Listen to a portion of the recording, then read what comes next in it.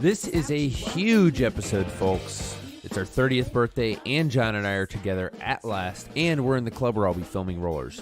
Major vibes. I guess we'll do it that way is brought to you by Mama Bear Studios. Mama Bear's mission is to create entertaining works of art that explore our humanity. Okay, here's episode 30.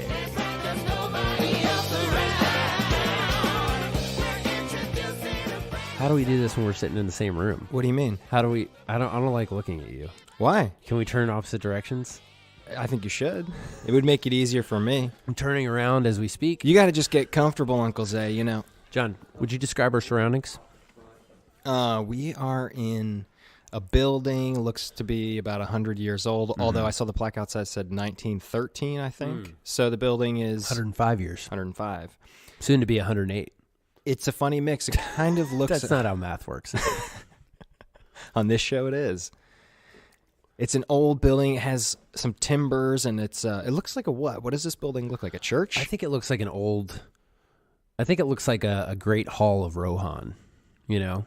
It does have a similar aesthetic to a building at the school we went to, the college we went to. Covenant College. Yeah.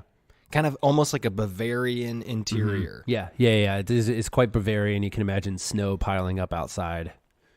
Except but it it's also has an 70 old degrees church feel. outside. Like the carpet that I'm looking at is like very 1970s, ugly browns, beautiful ugly browns. The seam of the carpet is covered by duct tape. And right now we're sitting up in a balcony above the stage, and I'm looking at the stage below us. I'll post a photo, of course. I'm looking at the stage below us. We're sitting in what will soon be Rufus's office. Who's Rufus? Rufus is the main character of Rollers, as you know. So we are in the venue. You for didn't Rollers. realize that before now. Oh, I just thought you were taking me into some building to record a podcast. Some random building. Oh, here we are. John had no idea. Oh my goodness. That's why you kept talking about people I had no idea who existed. People that were not in the same room. You're like, those with names us. sound familiar. You were like, oh, Maddie's going to walk through this door. I thought you were having hallucinations. No one knows who Maddie is, though, because I True. haven't allowed them to read the script. I didn't know. I'm never going to allow anyone to read the script. I'm going to burn it. I'm going to write a new script. You're going to work on that cheese documentary. Time to switch it up. Cheese talk. You could call it Le I have Fromage. so little interest in making a documentary about cheese. It's hard to overstate. We've had some interesting culinary experiences since we've been here, huh? John, would you take about 30 minutes? Let's do an episode of John and Zay. Eating good food with John and Zay. Bow, bow, bow. Eating good food with John and Zay. Bow, bow, bow. Eating good food with John and Zay. Bow, bow, bow. This jingle sucks. Oh, man, I was really getting into that. I thought I just kind of always do the same jingle. I think it's always a version of the same jingle. I got to come up with a new one. I don't know if we do. It seems to be working. Eating good food with John and Zay. John, where did we go the other night? John's in Los Angeles, everybody. We're in Los Angeles. Beautiful, sunny Los John's Angeles, California. flipping his shit because he loves Los Angeles so Uncle much. Zay has taken me on some epic drives. We drove through the hills. We drove through the valleys. We drove over the canyons. We drove under the ocean. We drove into the ocean. We drove a boat car. We lost one of our passengers, but we made it out okay. He and I did, at least. Yeah. We lost a couple cats. Ralph. John already has adopted 7 cats. There are an abundance of cats here. They all have sweater vests We're in Mark on. Maron's neighborhood right now. Are we actually? Yeah, this is where he lives. Really? The cat ranch is just up the road. You want to go find him? Do you really think that he's like walking down these streets on a daily basis? He talks about Highland Park constantly. This is Serious? the neighborhood he lives in. Oh, have you seen his house? Yeah, I'm hoping we can get him in the movie. No, I haven't seen his house. But you could presumably go see it. In theory. We could go see it. Yeah, if we knew where it was. I don't know where it is. I'm sure someone's figured it out. You want to do a quick Google search? No, I don't really care. What would you do? Nothing. I would not want to spring him. I wouldn't go to his house. Right. That's weird. Yeah, it's intrusive. I wouldn't want anyone coming to my house uninvited.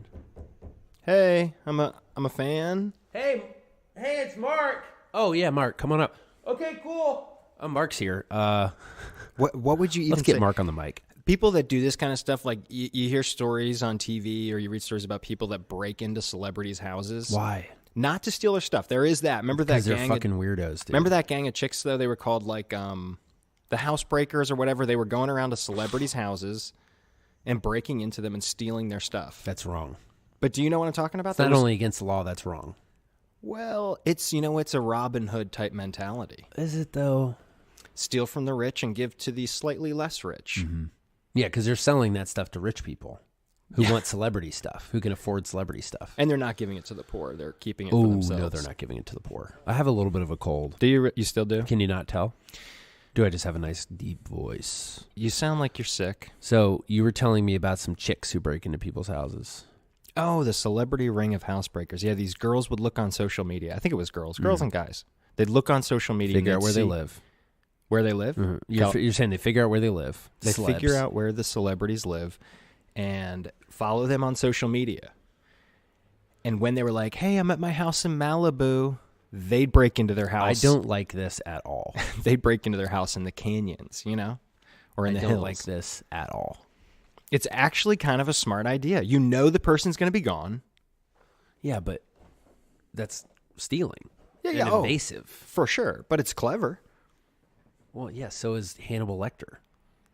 Yeah, but it's brutal. In this case, nobody's being harmed. It's just stuff that goes missing. Sure. Okay. Nobody's even getting tied up and put in a So it's bathtub. kind of like when OJ broke into that hotel room and took those guys hostage so that he could. Well, he didn't really take them hostage. That's what the judge said. Didn't he beat somebody up though? I think he did. But when he broke into that hotel room and stole all of his memorabilia back, I remember that because he was broke. And they gave him a harsh sentence, very harsh, as punishment for the murder. The murder that he committed. Oh, yeah. Or sorry, if allegedly committed. If he did it.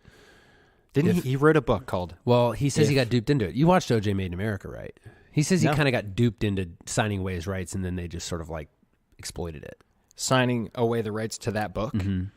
Because they gave him Really? a big fat paycheck and he needed money. And then they turned And then he it denied it. But they he turned did it into like a semi-confessional I think type he thing? agreed to some extent to the confessional nature of it, but like didn't quite. I don't know. He says, who knows who to believe with these things? Whoa. Do you not like making eye contact? No, it doesn't bother me at all. Dude, imagine though if he did that with a completely different idea of how it was going to go. They told him like, yeah, just write your account of the story, and he tried to write an honest thing. I'm giving maybe him too much benefit of the doubt here. I think you probably are. I think he's a pretty bad dude. Because regardless of whether he history has murdered them or proved not, that to be he the did case. beat the shit out of her repeatedly. Yeah, is That's that not proven? cool. Dude, the cops came to his house so many times with her beaten, and she would never press charges. It was a classic domestic abuse situation. Whenever you read a story that ends, or So whether he murdered or not, he was a dick. he's a bad guy. Bad dude. There's no question. And they Very did the right thing by abusive. putting him in jail for something else. But he's out now. I think they did the right thing, too. He's out walking around here, isn't he? He lives in L.A.? What's he doing? Have you seen him? No, I don't know. What He's would over you in do? Brentwood, probably. What would you do if No, I you doubt he ran lives in into Brentwood. OJ? What do you say if you bump into him like in line getting coffee? Nothing. I don't want to talk to that dude. Really? No. Would you ask for a picture? No. Would you take a picture surreptitiously? No. Maybe if he was like sitting, I don't know, but no, I don't get anything out of that. Would you? I would not ask him for a picture because he seems like a bad guy. Yeah, I I think don't so, too. want a picture No. of myself with a bad guy. I saw a picture of my cousin with our cousin, several of them, with Richard Nixon.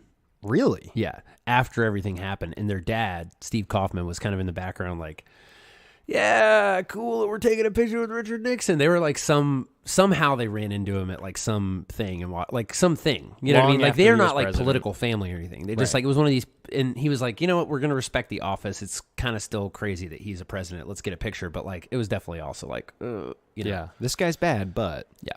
but he is the president. Like if you ran into Trump Yeah. 15 years from now, do you take a picture with him? I think he's in some ways a lot worse than Richard Nixon. Richard Nixon was a bad dude, but I don't think he was trying to like destroy America systematically. I think he was trying to exploit America. I think Donald Trump is like on a systematic like destruction path. Don't you think?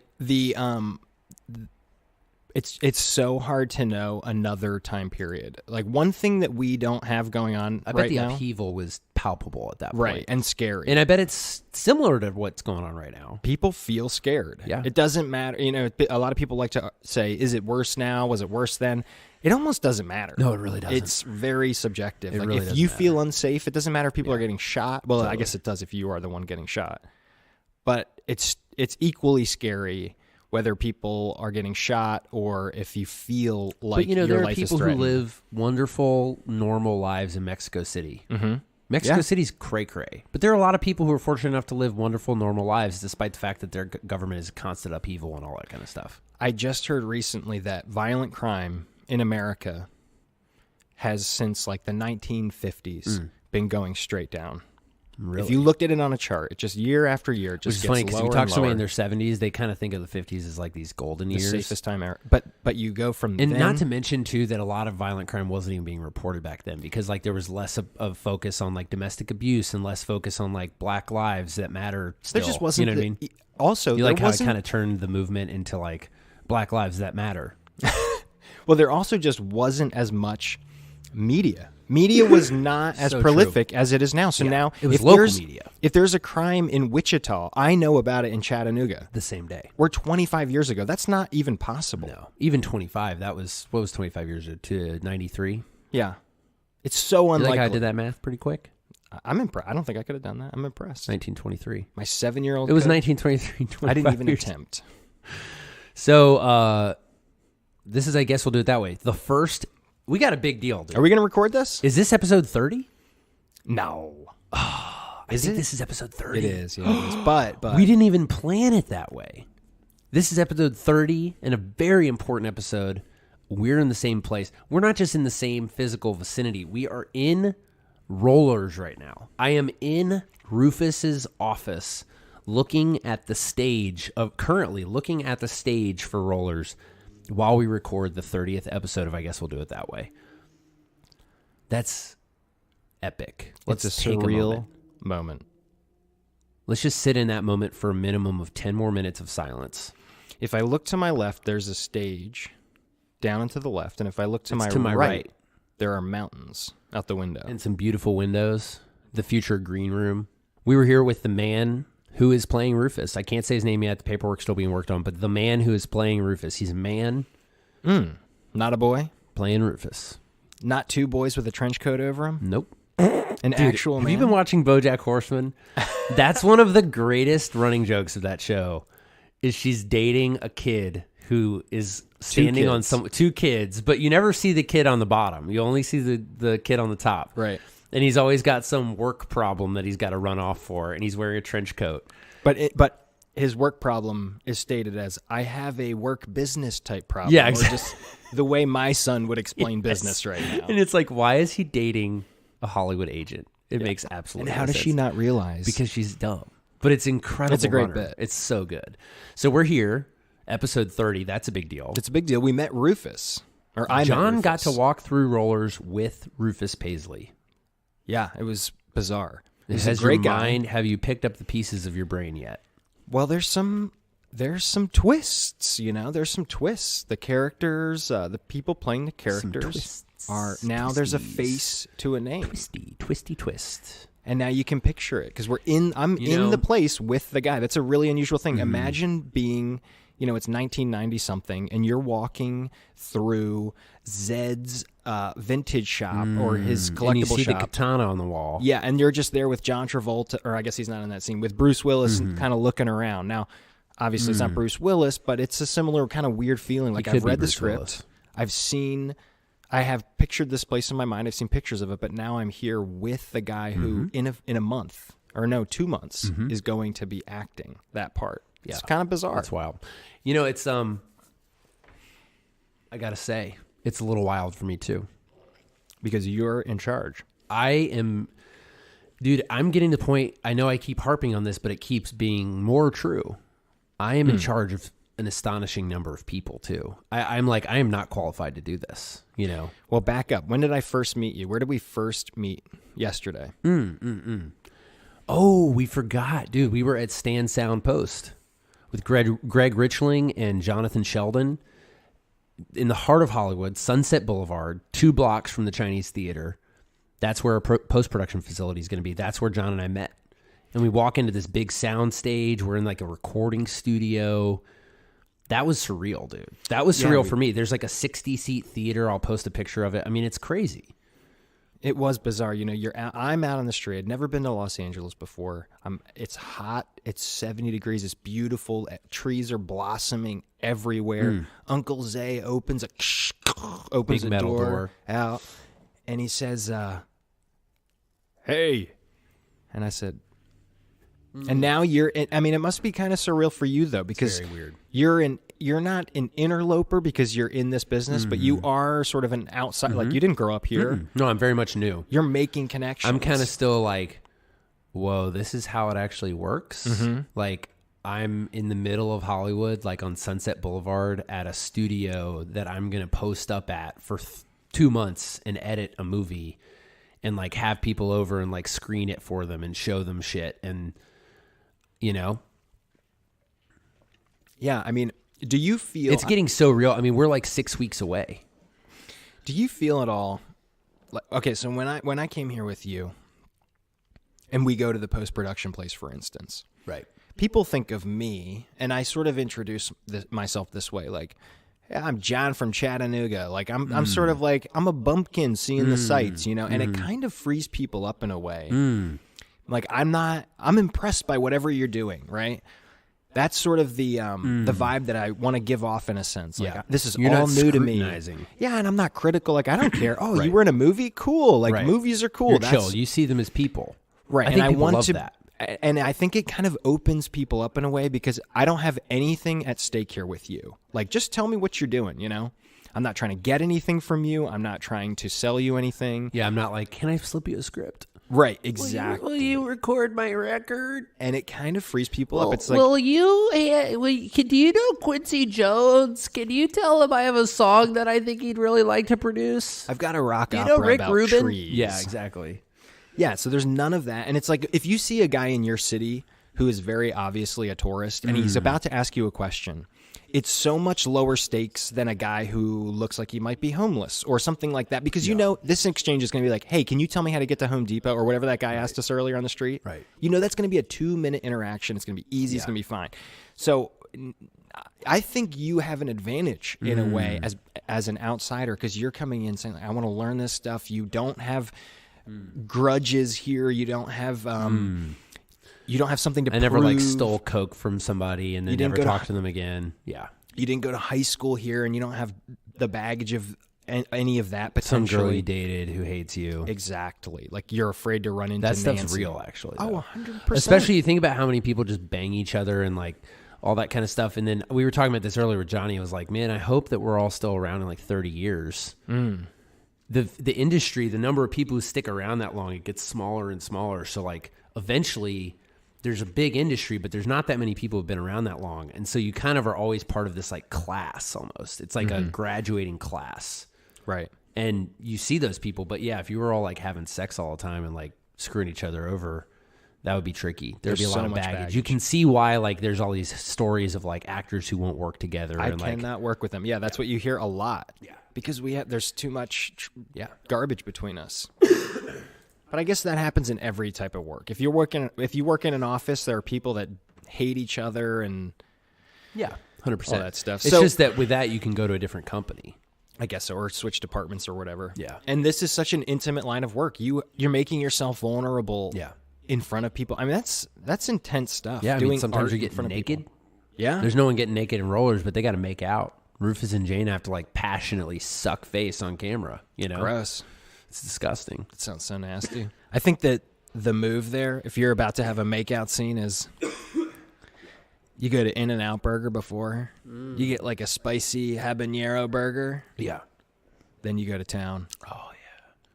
Give them the full experience. I don't know what the etiquette is with that. I'm assuming good breath is part of it. We'll see about that.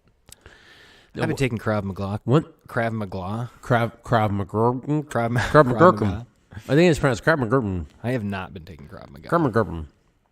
What were we just talking about? Krav McGurkin. Krav Maga. We were talking about Krav McGurkin. That sounds like a Rick and Morty joke.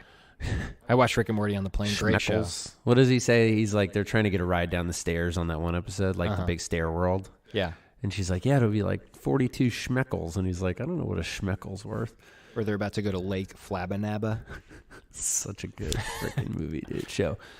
No, one thing that's been interesting, though, is that, as I said, things are getting real, hiring sprees. And there's just so many departments, dude. I mean, these are the department heads that I'm working with, right? Not just like crew, but like people who are going to run in some cases, department of like 6 people. In other cases, department of like 2 people, 3 people.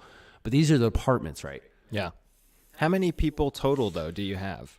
I don't know exactly how many people I have. I put an email list together of everyone involved with the project. And again, it's mostly like top line, like department head types. Right. There's some crew positions, whatever. But I think the email list is like 20 people right now. That's a lot. I know, and it's only going to get bigger. That's barely any cast. That's barely any like lower level crew positions. That's like, it's a lot of people, dude. That's like producers and like department heads. It's nuts. But yeah, man, I've got like all these people who are so stinking smart and so good at what they do. And I've got like a music supervisor. I've got a these are all like kind of departments effectively. Right. I mean, Rylan is overseeing all the music, but still like There's several people. there's a composer who I have to Right. communicate directly with because we're writing lyrics, we're writing music that Rufus's band played, we're writing a score. Then I've got like a costume designer whose job is to design every single thing every single person wears in the entire movie, Yikes. which is a lot. Yeah. Then I've got post-production supervisors, but because there's live performance, we're talking about like what gear do we use to amp up the music and then record it. So then I've got like a costume designer. Yeah. I've got the costume designer. I've got so many a production designer that I'm trying to hire. I'm working on who else? I'm talking to talent, dude. I'm looking at auditions. People are like, this blows my mind that anyone would do this for this movie. I mean, I know this sounds again falsely humble, but it's still blowing my mind. I'm like, people are like learning scenes, Yeah. and putting themselves on tape doing the scenes because they want to be in the movie. And how many of these do you have? How many have sent So them to far, you? only a few, but I'll have a bunch by the end of the weekend. Yeah. And how are they coming to you? Email. But I mean, how are they even hearing about the Dude, script? everybody's chipping in. Like Ryland's coming up with musicians who he knows who wants to act. I'm going through different lists and like finding people. We're reaching out to people. We're like digging hard. Yeah. I'm like scouring groups of like musicians in LA, and I'm like, ooh, this person would be perfect. I bet they can act. Let's see if they could and like play this role. And like, you know, You're going to live shows. I'm going to some live shows. I'm doing tons of stuff. Then I've got the costume people. I've got the post-production supervisors, which is like a whole thing. And dude, it's wild. Like we were saying it was at the post house, and Jonathan introduced me to somebody, and this was so weirdly like, it made me feel really good, but it was also like bizarre. He was like talking to some guy that works at Stand. And he was like, this is Isaiah, the director of Rollers. And he was like, oh, cool. And he was like kind of impressed by that. I was like, whoa, this is crazy. Like, he's like excited. I was like, Yeah. what? Like, he shouldn't be that excited about meeting me. But like, he wasn't like jumping over himself. But that was cool because like to him, it was like, oh, this project I've been hearing about. Right. His bosses have been talking it up. I'm like, man, this is so crazy. And then there's like Greta, who's the DP, like she's putting together, she's got like, we should talk about crew structure sometime, maybe even with Tara. That would be really fun to have her on. So Greta's got the camera department and the lighting department, which are both like 3 people each at least, which is tiny for a normal, but you know, for this movie, it's obviously small. That's like 3 people each.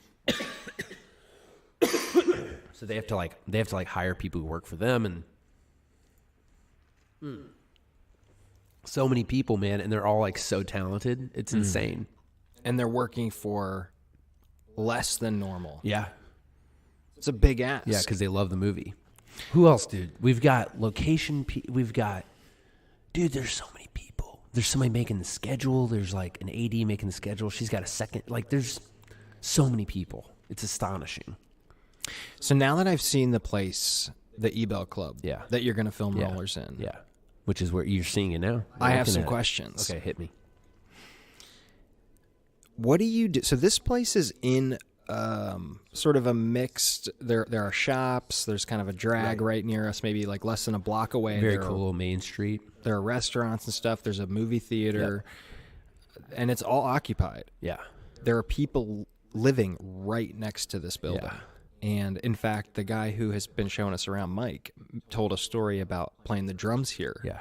And a neighbor came over and asked him to stop. I mean, we're very close to people Right. living here. Yeah. What do you do about that when you're filming? Like we walked outside and we saw some courtyards and stuff that you're gonna walk through and shoot some stuff outside.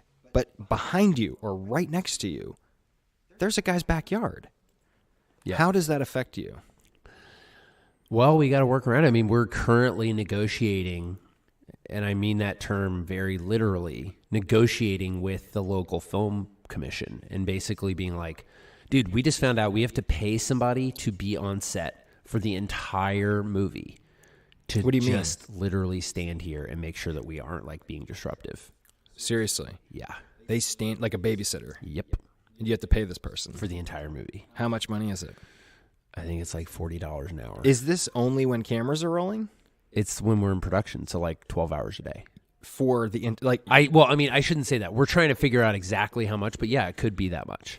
well, when the actor that's going to play Rufus was here, you guys were you said to him something like, "We've got this for an extra week or so to do blocking." Will that that's going to be like have extra to be here? No. Okay. That it's just like when we're actually like rolling and have cameras and trucks and all that kind of stuff. I got you. Yeah. I got you. So, but that's still going to be But we're going to weeks. get in here during January and like plan stuff out, shot list. It's going to be epic. Are you going to have to bribe this guy or gal? No, but we are going to have to figure out how to make it work. Isn't this one of those abuse of power situations? Like if you had It's this mainly job, because they're protecting the neighbors, and it's like, I get that, but also like I don't know if we can film overnight here. right? Literally, I don't know if we can film overnight. When do you find that out? How do you find that Soon, out? we're working on it. Oh, so you have to present this to a We're group just of talking to people? him. I mean, that's Tara's specialty. I see. Tara's a wizard with that kind of stuff. But I mean, we got to figure out, like, we got to talk to like the county city commissioner type person who represents this area. I mean, like, it's all very bureaucratic at times. But this is kind of a feature of living out here, right? Like they're shooting stuff all over the city it constantly. is, but like they don't like it most of the time, Oh. and especially this Who? neighborhood, they don't love it. The residents, Understandable. and so yeah, it's very understandable. I don't love when people are filming on my street. How frequent is that? Not in my new neighborhood. You heard how often it was at our old house all the time. Yeah, Once a month, that's frequent. And they're doing like car shutting chases out. down the street. Yeah, and shutting they stuff have to let down. you through. They have to let you walk through. They have to give you your space. But at the same time, yeah, it's like loud and yeah, it's weird. So I mean, we're not going to be like that. Most of the stuff takes place inside. Yeah, so then you're fine. But there's still going to be a guy here or a gal here. Yeah, just babysitting. That's nuts. That's great. How do you get Especially that on job? a budget like this, dude. Honestly, that's like, I don't know. It's weird. You're like, I went to Julia. At least it's not a big time union gig because there's like so many people standing around on big time union gigs. Yeah. Because they make you hire people you don't need sometimes because that's part of what the union does is they want their people working. It's a stimulus. Yeah, it is a stimulus. But dude, part of what's weird about being here, about walking through with Johnny, about showing you, about all this stuff getting real, Yeah. is I can see it. I can see the movie, which is not a bad thing. That's a good thing. But I'm also realizing we're about to get to the point where this is no longer theoretical. Right. And what if I don't like what I see?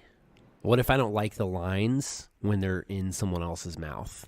Oh, yeah. Ooh, that's going to suck, dude. Well, I mean, I would think that is going to happen because you're going to have actual people delivering these lines and you're going to you've seen it in your head. But when you see it in person, in reality, you might say, that just doesn't convey what I wanted it to. I thought it would, and it did in my head. But now that I'm here and now that I've seen it, I'm probably going to do a lot of rewriting. I'm a quick writer, so I think that's you'd good. have to. I mean, I think that was just a feature No, I think you're right. of especially for this movie where you're not getting, you didn't write the part with Ryan Reynolds in mind. Yeah. And you have Ryan Reynolds. Mm-hmm. You No, wrote it's it not like that. I wrote it with a somebody good actor in mind. Exactly. And now you have a good actor, but it's Yeah. not general good actor. I It's am a really specific excited to guy. get into rehearsals, though. Yeah, because a Ooh, lot I'm of this will get figured out, presumably. Oh, yeah. Hopefully all of it. I mean, Yeah. dude, I want to come into this shoot. Some people come in. It's sort of like, I was just talking about this with a friend because we were driving past a big time studio, like the one we were at, but a big studio. And I mean, these places are so nice. High ceilings, every instrument, every amp, everything you can imagine, right? That's part of what you're paying for with these studios. Couches, food, and dude, these big bands, they just write music in the studio. They Right. hang out for 6 months sometimes, finding the album. Little bands have to, like the band Rufus would be in, they have to go in rehearsed. They do each take of each song like 5 times max. You know what I mean? And then they're just like, we got a week. We got to like do one song a day and then hope we get it. Because every hour in that place is very expensive. Exactly. But some people are just like, yeah, I'm going to hang out for 3 months. Right. Because it's worth it. And so there's a movie version of that. Sometimes people do that. They'll like reshoot stuff. They like rebuild it they rewrite it and they change it. And I got to be prepared. I got to go in I don't want to shoot here anymore. It's fucking sirens. Oh boy, sirens and stuff. It's gonna be a pain. That's somebody's granny going to the hospital, though. And to you, it's just a temporary. I love annoyance. this is the real stuff. This is what's going through director producer Zay's head right now. It's like, damn, I've heard a lot of sirens since we started recording less than an hour ago. I hope this isn't a problem. Yeah, but all I hear is tragedy and heartbreak. Each siren so just kind of represents you, a loss. You're such a lover. California's bringing out the sentimental John. You guys should have heard. Oh, I wish I had recording of it. You guys should have heard John in the car yesterday. He was like, "Oh my gosh, this is the most beautiful city I've ever been to." It sounded a little bit more like this. Wee. He's like, "Oh my gosh!" It was quite beautiful, man. We drove through the hills. That really shocked me. Big old mansion just hanging off cliffs. The mansions, but we got a shot of John in front of the Hollywood sign up in a park way up in the hills. Tears in my eyes. Village. A T-shirt that said "Kiss Me, I'm Famous." I put my hands on the Donald Trump stars. Did you? On the Walk of Fame? Yeah. That was cool. Inspirational. Yeah, it was good. Didn't somebody smash that with a sledgehammer? I wouldn't surprise me. Kind of hope they did. They definitely did. That's awesome. Somebody did, and I think they replaced it. You know, one thing people don't know about the Walk of Stars is it's like the shittiest part of Hollywood. It's dingy. It's gross. It smells like piss most of the places you walk through. It's really dirty. And there's people dressed up in like fake Iron Man, Spider-Man costumes everywhere. It's similar to Times Square. It's not nice. It was the Times Square of LA, in the sense that even it was mostly a ring. It was like prostitution and like strip clubs and porno theaters, the same way Times Square was for a very long time. That's what Hollywood Boulevard was. It was very shady. If you want to see that in film, what's the name of the movie that Robert De Niro's in, you know? Raging Bull? No, the other one. Casino. Nope. No. The other movie of that era. You looking at me? Scarface. No. You talking to me? Everyone's Taxi Driver. Taxi Driver. Shows Manhattan of that era. Scarface? That's Al Pacino. Al Pacino. I'm an idiot. But I also said... I hate myself. What did We're I just doing say? a film podcast, and I just thought that... Of course, it's fucking Taxi Driver. Taxi Driver. Thoroughly unqualified. Goodness we have proven we know nothing. 30 episodes have proven how we know unqualified absolutely nothing. Even the quote of one of the most famous movie quotes in me? history. I said, "You looking at me?" You did say that. You looking at me? It's you talking to me. You talking to me? In the mirror. It's a beautiful scene. But that shows New York of that time. Times Square. It's nasty. He takes a girl to a porn theater, and it's so awkward. One of the most awkward scenes ever. Because he thinks he's taking her on an actual date, and it's like he has no concept of what's normal, and like his cab. You're like, oh, it's probably like CUM all over the back seat. And it's a bizarre movie. It's disgusting. It's but it does show what New York was like back then, and you definitely we need the LA have version of that. You have the LA version, and it's not cleaned up. We saw guys with the "Repent Now" sign walking down the street, banging a drum, yelling at people. Have you seen the French Connection? Yeah. With Gene Hackman. Yeah. Great movie. That's another great, gritty, disgusting New York movie. Oh, it's beautiful, though. Or out here, though. I kept thinking of Chinatown. Oh, Chinatown's an amazing. We were talking about LA movies. We were like, if any of you have suggestions, we were saying, what's the most realistic LA movie? Well, we were like talking... time capsule LA movie, not like fantasy LA movie. We were talking Chinatown's about, a good one. The Long Goodbye, Robert Altman's a really, really good one. But those are all from the 70s. You mentioned The Big Lebowski. The Big Lebowski is a good Valley movie. Boogie Nights is a good LA movie. But again, that's kind of like fantasy, like heightened. I want to see but there, there's a scene in the donut shop. You know how many times I've been in a donut shop since I moved here? A lot. Really? A lot of times I've been in a donut shop like that. There's one across the street from me. Exact same kind of donut shop. Thankfully, I did not see a lot of people get murdered, though. Yeah, I was going to say that donut shop scene, spoiler alert. Intense. Boogie Nights, great movie. Great movie. We've talked about that in relation to your movie. Yeah. Tell us how. Well, the opening sequence, like you get this instant feel of what this place is, because you're kind of following him through. And I'm doing a very different thing, but I love those shots when a movie is about a scene. In this movie, Rollers is about a scene. You know, it's about a person, it's about all that stuff, but it's about a scene. You got to figure out how to introduce a lot of people very quickly, you know, and I'm working on that. It's in the script now. I think it's going to work, but I want to do a cool shot that's just like amazing. That does what? Bust some moves. Are you going to introduces people, shows the space, introduces people, gives a vibe, gives a sense of the history, gives a sense of the lightness and the beauty of the place, but also the grunginess, gives a sense of the music, gives a sense of the relationships between the people, all that within a minute and a half. I want to know in movies. So on the plane over here, like I watched the actual geography of the place. Go ahead, sorry. That's okay. When I flew over here, I watched The Death of Stalin on the plane. Oh yeah, it's a good movie. Apparently, haven't seen it. Of course, I haven't. As it happens. How much of the movie did you watch? Yeah, John? I watched 3/4. Yeah, exactly. Because otherwise, we wouldn't be talking about it. If you finished it, we would not be talking. To be fair, my plane landed. I wanted to finish it. So you don't know how the movie ends, but you loved it. Well, I know Stalin dies because I know history. But other than that, yeah, I didn't finish it. But in the movie, they do a thing that happens frequently in movies where they introduce. So the scene is playing out. There's a bunch of characters in a room, and the camera will come up to Steve Buscemi, for instance, who's in that movie, and it'll stop on him. Does he speak Russian? No, they don't do any accents, which is smart. actually a smart move. So Steve Buscemi's out there talking like this, you know, hey, Stalin's out here breaking my balls. Like, I like that. I should watch that because that's kind of what Rollers to be. I want it to be like the accents, the that stuff. That's not the point. Right. Yeah, it's not. They don't even try to cover it up. Like if a guy's British, he has a British accent. I like that. Yeah, but what they do is they show Steve Buscemi in the middle of a conversation, and they pause, and they show a text screen, and it over top that says like Nikita Khrushchev, Minister of Defense or whatever. They introduce the character, and I don't know if I like that. Well, it feels like a cheat. But does it work? Well, it's up to you. I mean, one thing that we always deal with in movies, or at least I always have a problem with, that's why I don't like movies that have a lot of CGI in them. CGI in them is the suspension of disbelief, right? So when you stop the movie to tell me that Steve Buscemi is Nikita Khrushchev or whatever character he is, you're sort of pausing my suspension of disbelief. Right. You're taking you out of it. It's a gamble.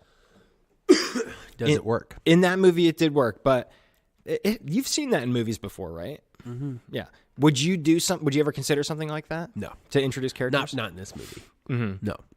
No, I want to do it visually. I don't want to use text to do that. I want to do it visually. I want to show it through interactions between the characters and the way they walk, the way they talk to each other, the way they talk to each other differently. Mm-hmm. Maddie and Jane talk to each other differently than Maddie and Rufus talk to each other. Yeah. They all have different relationships. It's all... You know what I'm saying? Yeah, totally. So I was saying though, I'm not getting nervous, but it's getting real. It's sort of like you get engaged, and you're like, oh my God, we're gonna get married, and it's very exciting. Then you start wedding planning, and you're like, oh, and then a lot of the wedding planning is almost done, and you're starting to like put deposits on places, and you're like, I really better want to. And so I'm like committing to actors. That's scary, dude. What if I don't like them? What if they don't do a good job? Yeah, I mean, do I fire them, or do I make a bad movie? I don't know. Or do I fire them and risk making a worse movie? Your analogy is a weird one because if you're thinking about it like a marriage, like you don't just fire these people; you're sticking it through. Yeah. I gotta be a good director. I gotta get them there. I gotta get performances out of them. Or think of a new analogy. I don't know, dude. You're running a business, and in a business, if you have an employee who's not performing, you get rid of them. Mm. Right? But that's why I got to choose well. Yeah, I don't have time for that shit. Right. You don't want to hire willy-nilly. No. Because you've got one shot. It's intense. How stressed are you? I'm having so much fun. I'm not really that stressed. Is that true? Yeah, I'm having a freaking blast, dude. I'm having a freaking blast, dude. I'm making a movie. My full-time job right now is... I'm making Rollers. Mm-hmm. I'm producing a horror short film, which is shooting at our house in 2 days, which you will be there for. Yeah, I'm excited. There's going to be special effects. You showed me. An old lady's head is going to, like, not explode. That sounds gross, but, like, she's a monster ghost, and, like, her freaking face is going to, like, open up into this, like, monster. It's going to be epic. That's happening this weekend while I'm prepping rollers. I'm producing that. You I can't believe it's happening. Also, I had a big old development meeting about a podcast yesterday. This podcast. No, another podcast. Everything is going crazy. Wait. You're doing. I'm producing another podcast right now. Oh, thanks, man. I guess I'll just show myself out. Yeah, you're no longer needed. All right. You showed me last night a trailer for a short from the same guy that's going to come do the short at your house tomorrow. Yeah. And this doesn't happen very often, but I had to look away. Oh, you did? That's right. Your reaction, I wish I was filming. Oh, it was amazing. It upset me. I'm going to be John honest. left the room. I didn't quite leave. I did. And this was like a funny short. I did the. This was a really cool short. I will post a link to it. It's called Emptied. And Mackenzie Davis, who a lot of people know from *Halt and Catch Fire* and a bunch of other stuff, really, really, really great actor. She's in it. And Beck Bennett from SNL. Yeah. Two very well-known people. David made this short with them. It's a dentist, and her ex comes and tries to talk to her about the relationship while she's doing work, and it's based on a true story apparently. And Beck Bennett is the guy from SNL. Beck Bennett's the guy from SNL, Yeah. And he plays. And he's like, I think I might need to get this molar removed, and she pulls all of his teeth out, every single one. And John had to walk away because it was so gruesome. It was gross, it's so man. funny though, And I but know dude, that's the guy making the short. I mean, how cool is that going to be?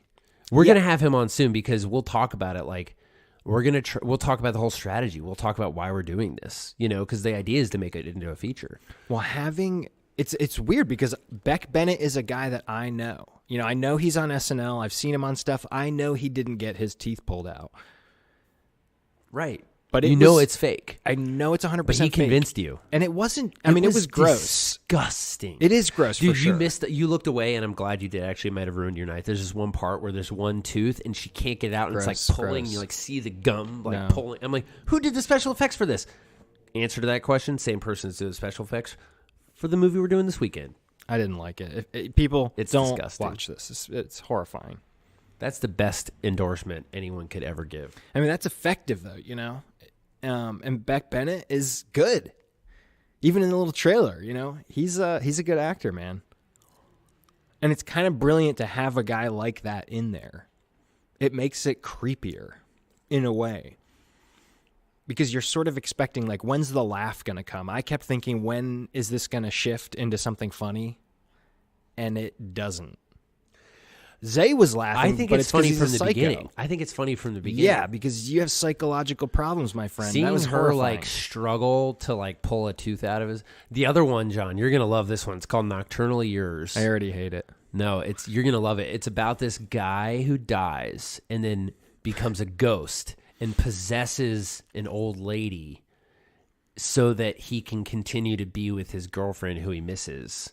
And she figures out that it's him, and they have to be with each other via other people. It's very strange. I'm going to show it to you. It's very funny. It's got special effects. It's so funny. Yeah, but that idea is kind of bizarre because this guy becomes a ghost and he's going to possess a body. Mm-hmm. And he doesn't have a choice who he can possess? No, he does. That's what's funny. So why does he possess an old lady? Well, he figures it out with the old lady, and then he starts to possess other people. Why doesn't he just possess the girl? Then he can really be with her. He's inside of her. Well, because they want to be able to be together vicariously through these people. You'll see the short. I'll show it to you. It's very funny. He's got a feature idea drawn up. I mean, it's hilarious, though. This guy, David, I'm bragging about him, but within 20 seconds, you had this experience. Within 20 seconds, you're the music he chooses, the way the camera moves. It's a very good The way it looks. It's just this guy is style. Mm-hmm. David, can you hear me ranting and raving about you because I love you so much? This guy's got style. That's why I wanted to produce his short because I was within seconds. You know how sometimes you watch stuff within seconds, you're like, ooh, they got to win me over. And they don't.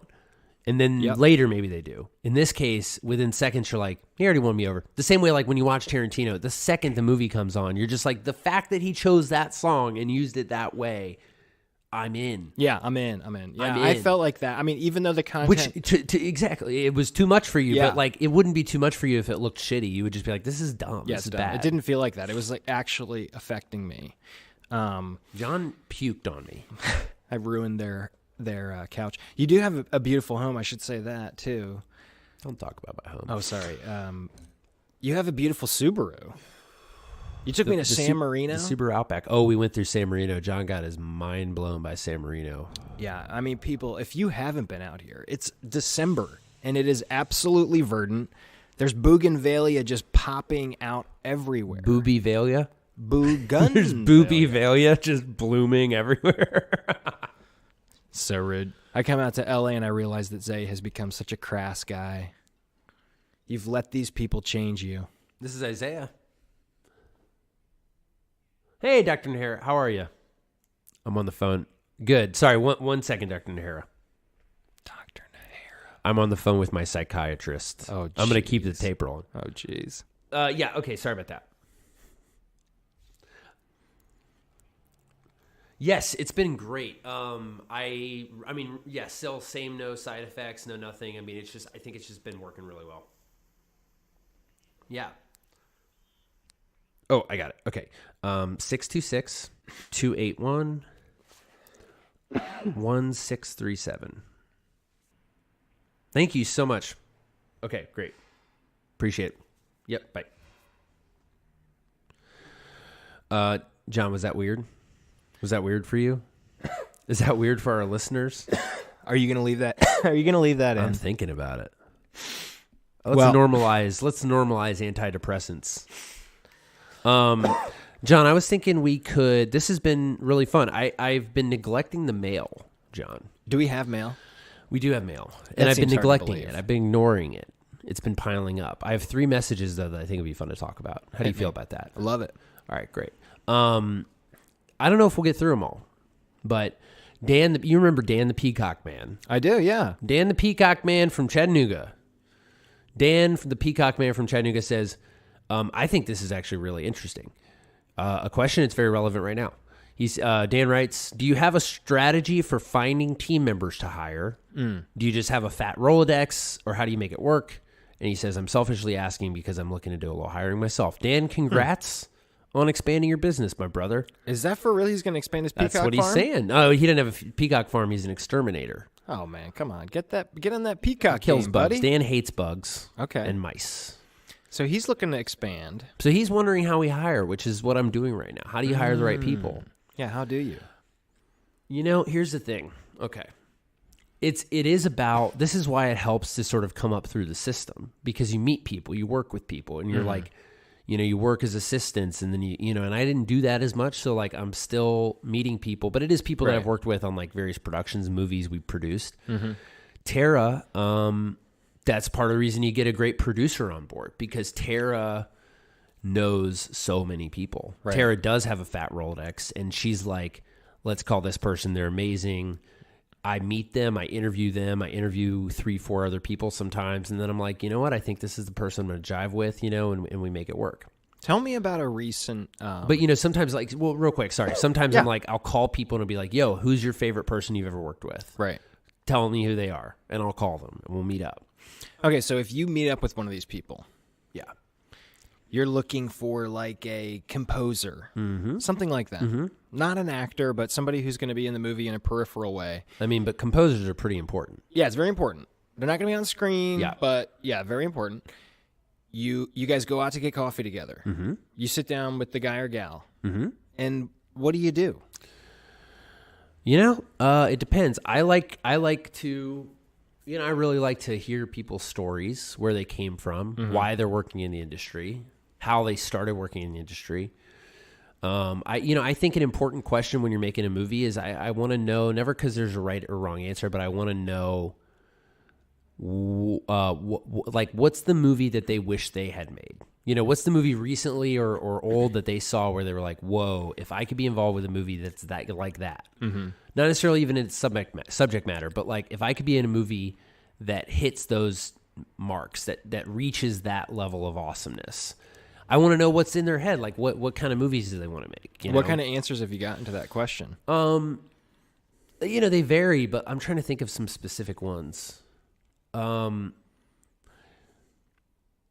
forget. I don't know. I've been talking to so many people. I can't some people did say Big Lebowski. I've heard that. Some Wes Anderson movies came up, which I took, like The World Tenenbaums, which I'm like, hell yeah.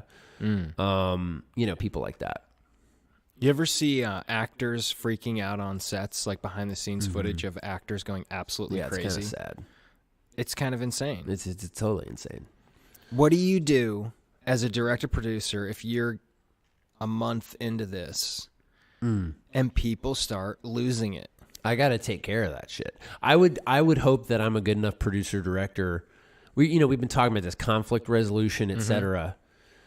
I have committed, and I'm telling like even just every single person, I'm like, I need you to know if you're going to be on this team that like in this movie, it's like company culture. Like this movie, we don't gossip about each other. And if I hear you gossiping, I'm going to put you in a room with the person you're gossiping about, and we're going to talk about it. That's the way I want to start like handling conflict resolution. That's intense. Yeah, but I'm like that. You have to do that, or else it's hard, man. Yeah, we're living together for like 2 months. Right. That can get so hairy. Yeah, but if you deal with conflict, you end up becoming friends. Sometimes. Yeah, or if we don't, but that's part of the reason I got to hire people and I got to like be direct with them. But you also have to assume a lot of these people are they're professionals. And that's so they're used to it. professionals, and that's why you get recommendations because people are like, they're the best. And like no matter how hairy it gets, you can always trust that they're going to be like real and do some cool stuff. And there is like, sort of an inherent vetting process in this industry, it seems like. Oh, yeah. Everybody is constantly vouching or yes. checking references, right? Because it's not that big of a world. So if you screw people over, that word is going to get around quick. Right. And people won't recommend you. They might not even... There's not even like a list of things where you can be like, what do people think? But they just won't recommend you. But I'm committed to that, and it's a little weird. And it's not like I don't make it sound like there's been a ton of conflict already. But my point is like we're all negotiating with each other constantly because like we all have our own priorities, and I need it to be that way. Like I need people to worry about their department more than every other department because it's my job to figure out how to blend them all together. But I need them to champion their needs in a way that's very respectful of what the production needs. But I need them to be real champions of their needs. I don't need them to anticipate everybody else's problems because otherwise they're going to preemptively, you know what I'm saying? There's a push and a pull in the corporate world like this. Like when I worked at an insurance company for a while, and your manager, you can always tell the way they talk to you and stuff. There's always a push and a pull where he wants to placate you and he wants to placate his bosses, and that's almost his job. Like it is his job, really. That is quite literally his job. Yeah, he's bridging the gaps between these two worlds. Like, yeah, I know this stuff sucks, and I'm going to help you guys. And also to his boss, he's like, I know they're not doing as much as they could, and I'm going to... Dude, that's 100% how this works. And I've even had conversations with Tara where I've said, Tara, I need to side with my crew. I need you to be the bad guy. And Tara's like, yep, I am bad cop. And when I need to be. You guys are not even shooting yet, and this is already happening? All the time. About what type of issues? For instance, like if some department thinks that they need more money, and we're having these conversations, if some department thinks that they need more money for some piece of equipment or to buy some piece of something, I have to get on the same page with them creatively and be able to say, Frankie, there's no one on the set named Frankie, so that's why I picked that. But like, hey, Frankie, I believe that we need to do that. See what you can get from Tara. And Tara has to be the person that negotiates that more so than me because I need to not be constantly stuck in the weeds. So like Tara negotiates all of our crew contracts for me. I'm more than capable of negotiating with crew, but it makes sense for her to do it as my representative so that she can, and not that everyone's going to love Tara's, but like, they have a different relationship than we have. Right. Does that make sense? Yeah, and it's essential to set that up. And so I've told Tara, I'm like, Tara, like you and I can talk privately about what we are gonna do to like placate each other to some extent. But like I always am, and she's even said this preemptively in other ways. She's like, you need to side with the crew. I will handle myself. Like you side with the crew. Throw me under the bus when you need to, basically. Like, I will fall on swords for you if it means that you save face with crew, because that's so important. So, like, I need to unify creatively. I still have my producer hat on right now. So I still end up doing some of that, like, logistical negotiation. But pretty soon, I'm taking my producer hat off. Right. And I'm the director. And it's Tara's job, and we've had this conversation a million times. It's Tara's job to, like, present me options, and when I say like I need more time, it's not my job to worry about whether that's financially feasible or not. It's my job to figure out why I need more time, and her job to tell me how much time she can get me. Right. And then my job to figure out how to compromise with the amount of time that she gives me. Does that make sense? Yeah, definitely. But that's the thing is like pre-production to me, the best way, because that's what we're entering. You know, we've left development. Now we're now in pre-production. Pre-production, I think the goal, if I had to sum up the goal of pre-production, it's not as simple as just like get the locations ironed out, get the shot list, get all the people hired. The goal of pre-production to me, this is a way to define it, is to get everyone making the same movie. Number one most important thing, which sounds easy, but it's not, because the script is not the movie we're making. That's the blueprint for the movie we're making. You know what I mean? So I got to constantly communicate the vision to every single person and make sure that we're making the same movie. And some of that is logistical. How specific do you get with people? Like, I've heard a little bit in phone calls and the conversation today with Johnny, but how specific do you get with people? Remember to edit out Johnny. Oh. We'll just beep it. It's fine. How specific do you get with people about your vision? Like, when we were talking to that actor that was here today, I heard a little bit of it. I get very specific. Yeah. I get really specific. Like I'm coming up with like I'll just talk about it. I'm working with my costume designer right now. And we're like, what do people wear? And then we kind of realize like, you know, we don't need to decide what they're wearing yet. We need to come up with like the story of the costumes. Right. And I've been playing with these colors, and she looked at this mock-up poster that I designed. And I was like, I love the way that these colors play together. I was like, what is it that unifies them? And she's like, that's like the sunset. You know, those colors are like the sunset. You know, it starts bright, and then it's like yellows and oranges. No green necessarily, but like some yellows and oranges and that kind of thing, right? And then it kind of gets a little more red and orange. And then eventually it's a little more pink, red, and orange. Right. And then it's kind of a little more like purple and blue and red. Like deeper red. You know what I mean? The sun gets, especially around here, you get these pink, purple, weird-ass sunsets. You know what I'm saying? Yeah. Because of the smog and the ocean and the marine layer, and it's beautiful. And then eventually it's like dark blue and purple. You know what I mean? And then it's just like night. And I want this like, because the sun feels like it's setting on this place, rollers. Yeah. I'm like, what if the costumes follow the progression of that color scheme? Getting deep. Right? Wouldn't that be cool? And so then we start with that, and then we start being like, okay, this is a piece, and they're all going to wear different shades and all that kind of stuff, but like, this is a piece that Rufus would wear, and like, we build an ensemble, right? Ensemble. So that's the kind of conversation I'm having with Susie. But then the next step is going to be, she's going to like literally show me a jacket and be like, do you want this or this? Which jacket do you want? And I'm going to be like, I don't like either of them. Let's start over. Maybe he's not wearing a jacket. Maybe he's wearing a T-shirt. I'm going to get very specific, but that's just costumes. Maybe he's in a duck costume. Like right now, dude, I'm shopping. I got to find Rufus's guitar. This is a very important prop in the movie, is this guitar that means so much to him.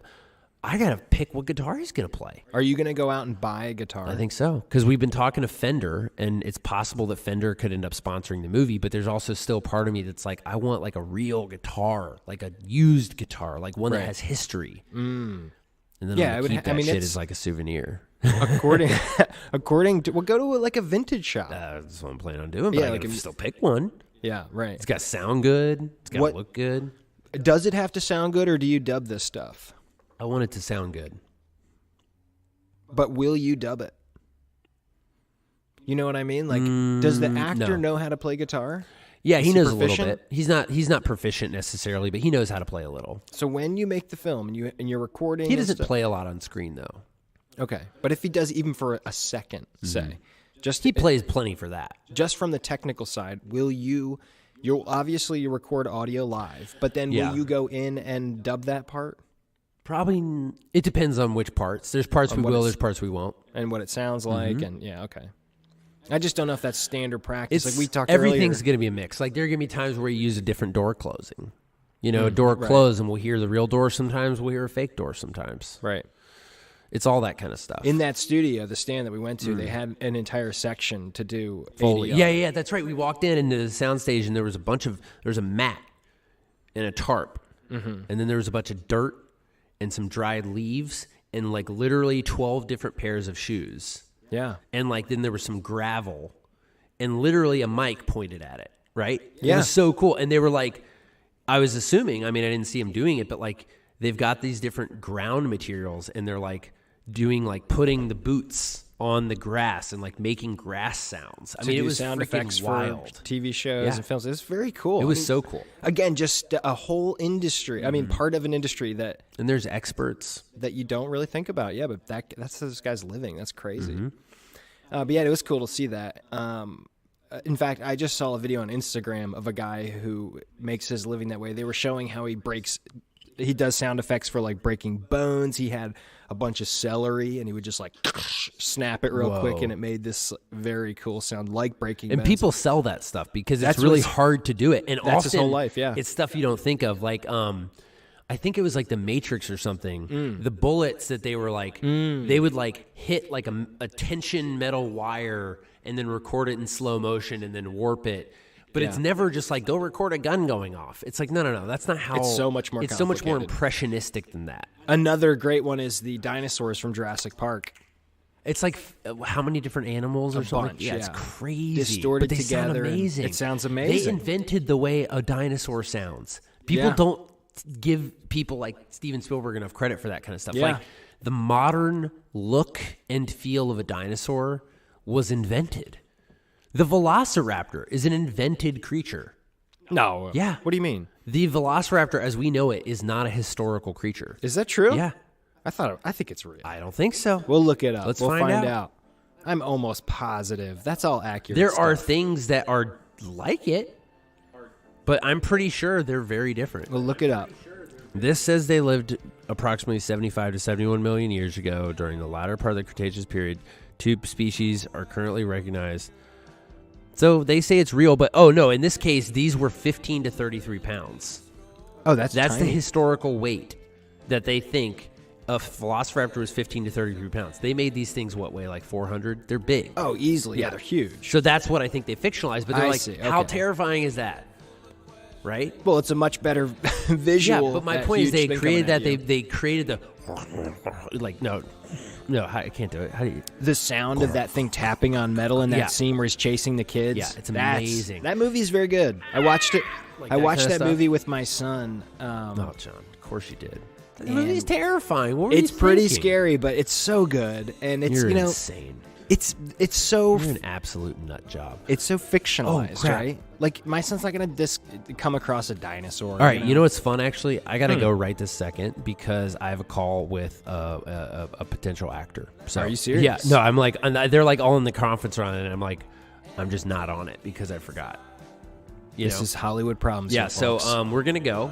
we're gonna go. Yeah, this is it. This is the end of the episode. Oh my goodness, how long have we been talking for? Long enough. Okay. Yeah. All right. Bye. Great to see you. What a gosh darn hoot. Man, that was fun. That really was fun. We've got another bonus episode actually coming out this Friday. We did a little recap. There's lots going on. We shot a short film at my house. John co-produced it with me. Very exciting stuff. This week's show was produced and edited by Uncle Johnny Bear and me, Isaiah Smallman. Opening music is the Get Down by Summer Dregs. Closing music is The Man from Nowhere by Tom Paulus and Max Bells. This has been a production of Mama Bear Studios.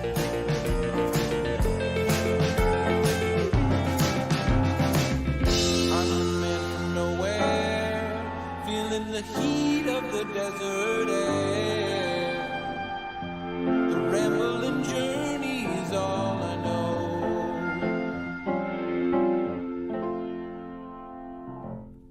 It's your boy